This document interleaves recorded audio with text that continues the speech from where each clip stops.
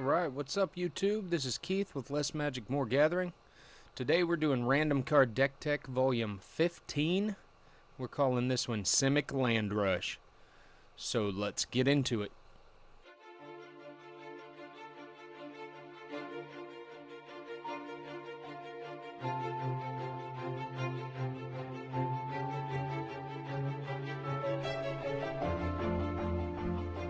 Alright, like I said, we're doing Random Card Deck Tech Volume 15, called it Simic Land Rush. You'll definitely see why here.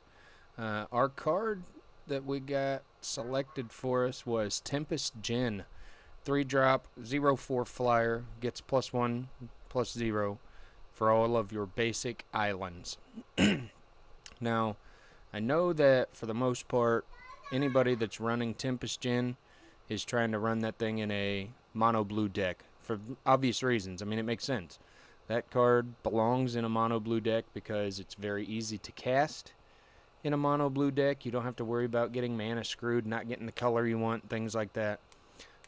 And obviously it makes it bigger. The more islands you have, the bigger it is. So all of those things are great benefits to running the Tempest Djinn in a blue deck. We went with a green blue deck. Why? Because we do weird crap, I guess. So, and you'll definitely understand why as we get into this a little bit more. So let's take a look at our creatures starting out here. We got 2 copies of Multani Yavamaya's Avatar. It's a 6-drop with reach and trample, gets +1/+1 for each land you control and each land card in your graveyard. And then if for some reason you have to discard it or it dies, you can pay 2, return 2 lands you control to your hand, and put it back in your hand. So it's recursion. It's easy to get that back from the graveyard, especially with this deck. And like I said, you'll see why. We got Ranging Raptors, 3-drop, 2/3. We 90% of the time don't mind sacrificing this creature to go get a land card. Everything in this deck is built around going and searching for lands and either putting them in our hand or on the battlefield. Nice thing here about the Ranging Raptors is it doesn't matter how many lands you've played this turn. If it takes damage, you get to put another land onto the battlefield. And if that's an island, you know, it's going to make your Djinn bigger. So that's why we went with Ranging Raptors. And then we got Rashmi. There's a lot of higher cost spells in here, you know, 6, 4, 5. We get over here to some of these other ones. There's 5-drop here. There's a couple others that can benefit from this. So Rashmi, whenever you cast your first spell, you reveal the top card of your library, and if it's a converted mana cost less than the spell that you just cast, you can cast that spell too without paying for it. So, and if you don't cast it, it just goes in your hand, or if it's a land. So Rashmi creates a lot of good card advantage and sometimes lets you cast things for free. So she's pretty handy. Skittering Surveyors, a 3-drop, comes into play. Go get a land. Another one that we really don't mind sacrificing. It's not that important to the deck, aside from going and getting a land to put into your hand. So I've played this deck out multiple times, and if you miss a land drop between turn 1 and turn 10, you're doing something wrong. You can hit a land drop with at least 1 land every turn with this deck. You're not ever going to miss a land drop. It's fantastic. Tatiova, Benthic Druid. Whenever a land enters the battlefield, you gain a life and draw a card. So more card advantage, more land interaction. With all the land fetching that we've got, and we've got a Wayward Swordtooth down here. We'll get to that in a second. There's plenty of ways to play more than 1 land per turn. Sometimes up to 3 or 4 lands can enter the battlefield in 1 turn. So that's going to help gain you some life back, because this deck I did find is pretty slow starting out. It starts out slow, but once it gets where it's going, it gets there very, very strongly. So Tatiova is going to help you gain some life back and, again, get you more card advantage. Tempest Djinn we already went over. With all these spells and abilities that are allowing you to search for lands, you can search for islands every time. We've got 8 islands in this deck, so you can make this an 8/4 pretty easily. I've, in testing multiple times, been able to search out 8 islands, get them all on the battlefield during a game, and then you end up with an 8/4 flyer. for 3 mana. And it's, like I said, you will not ever miss a land drop with this deck. Wayward Swordtooth makes it so that you can play 2 lands per turn. We don't even really care that it's a 5/5 attacker or blocker. We just want to be able to cast that extra land, so that if you've got a Ranging Raptor and a Wayward Swordtooth out, on turn 4 or something, then you can play 2 lands from your hand. If one of them, and then swing in with your Ranging Raptors, get another one onto the battlefield. So that's 3. And if you play an Evolving Wilds, then you can go search for a land, put it under the battlefield. All those triggers on Tatiova, you get a lot of card draw. This deck's super fun to play, and like I said, it's so easy to get all these lands on the battlefield. And the more lands you search for and play, the less there are in your library, so you're going to be able to get to the things that you want. So that's our creatures. I don't think I said all of them as far as how many we have. I'm going to go back through them real quick just because I know that's important to some of you. And maybe you're listening to this while you drive and not watching it, something like that. So we got 2 copies of Multani. We've got 3 copies of Ranging Raptor. We got 2 copies of Rashmi Eternity's Crafter. We got 3 copies of Skittering Surveyor. We got 2 copies of Tatiova, 3 copies of Tempest Djinn, and 3 copies of Wayward Swordtooth. So we go over to our spells. We'll start up. We got 7 total, search the top part of your library here. So we got 4 copies of Adventurous Impulse. Look at the top 3 cards of your library, reveal any creature or land, and put it in your hand. The rest go on the bottom of your library. I have missed creatures and lands with Adventurous Impulse. Most often, you're going to hit one or the other, though. So, good card just to, like I said, get lands in your hand so you can play them. Whether or not you've got a Swordtooth out there or not, you always want to be hitting these land drops with this deck. And then 3 copies of Commune with Dinosaurs.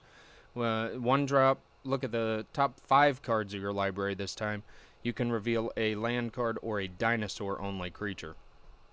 So we've got a few dinosaurs in here that you may hit and want to play, so that's good. And then you also lands. This deck is all about lands. Enchantments, we've got 4 copies of Curator's Ward. I don't know why, but I've got a serious thing for this card. Stupid screen. Curator's Ward. You enchant a permanent, and that enchanted permanent has hexproof. So that's good to put on your Tempest Djinn. It's good to put on Tatiova. It's good to put on Multani. It's good to put on the Black Blade once we get to that. So it can protect a lot of things. And it forces your opponents to get rid of Curator's Ward before they're able to get to what they really want to get rid of. We also got 2 copies of Mending of Dominaria. This one works, again, really well with this deck. When it enters play, you mill 2, and then you can put a creature from your graveyard back in your hand. So if you've lost one of your creatures before you get to this, turn 4-5, whenever you play the Mending of Dominaria, you can get those back. If not, maybe you'll mill 1. If you don't, that's still fine, even if you don't get to return a creature from your graveyard to your hand. And then the second trigger is the same. The third trigger, you return all land cards from your graveyard to the battlefield. So anything that you've milled, you get to put back into play. And also those lands that go in to your graveyard because of Mending of Dominaria will still pump something like Multani. So, more lands, more lands. How many times have I said land in this video? I don't know either. Artifacts here, we got some equipment and another artifact that, guess what, search for lands. So the first one is 3 copies of Black Blade Reforged. It is a 2-drop, and you can equip it to a legendary creature like, I don't know, Multani, for 3, or you can equip it to another creature for 7.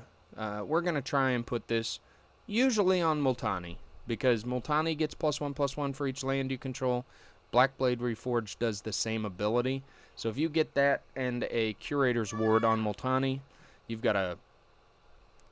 I yesterday ended up with a 26/26 Trample Reach creature that has hexproof. And at that point, your opponent's just going to scoop. So, like I said, this deck is slow, but it has the ability to draw the games out.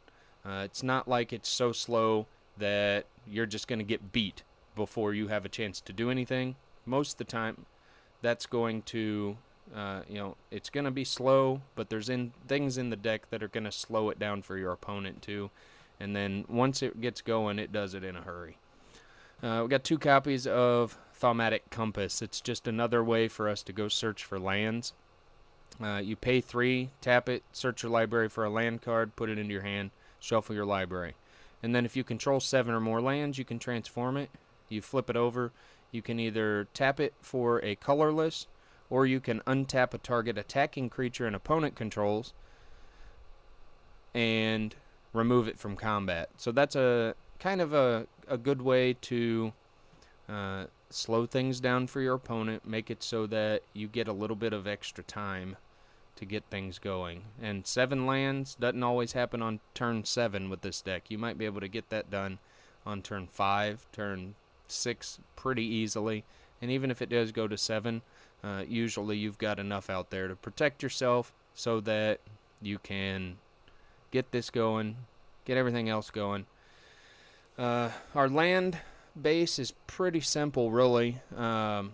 We got 4 copies of Botanical Sanctum, 4 copies of Evolving Wilds, 4 copies of the Forest, 4 copies of Hinterland Harbor, and then those 8 islands I had talked about.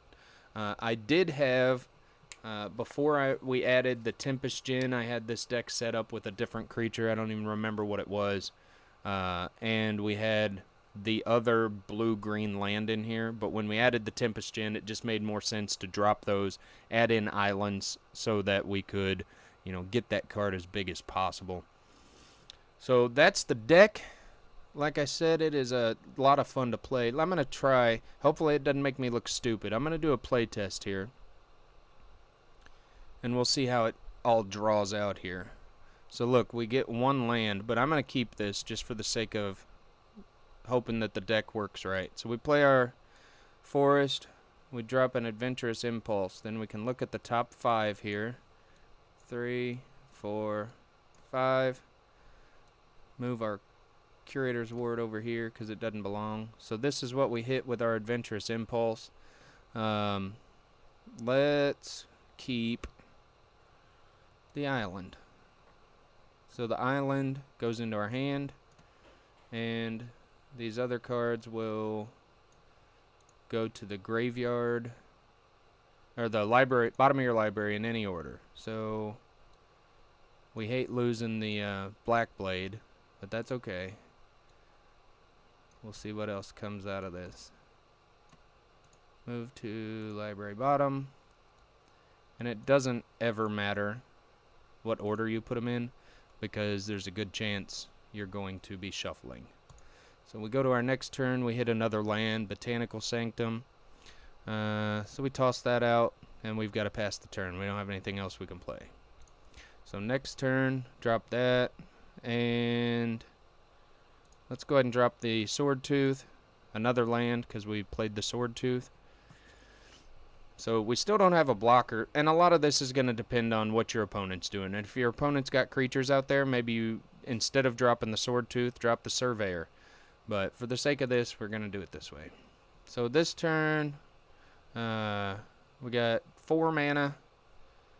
We can play the Surveyor for 3. 1, 2, 3. Go tutor up an island.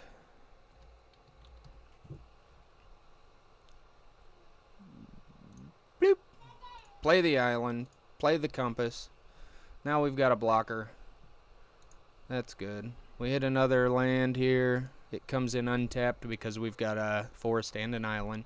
So now we're up to 6 mana. What turn are we? We're on turn 5, 6 mana. So we can cast Multani right now if we want to. Or we can cast Surveyor again. Go search up another island. Play that island. Then we can activate the Thaumatic Compass too to go get another island, and we can play that one too. So then our next turn, this is going to be, is this a May transform, or do you just do it? You just do it. So we've got to transform this. So transform that. That becomes another land. So we're on turn 6 right now.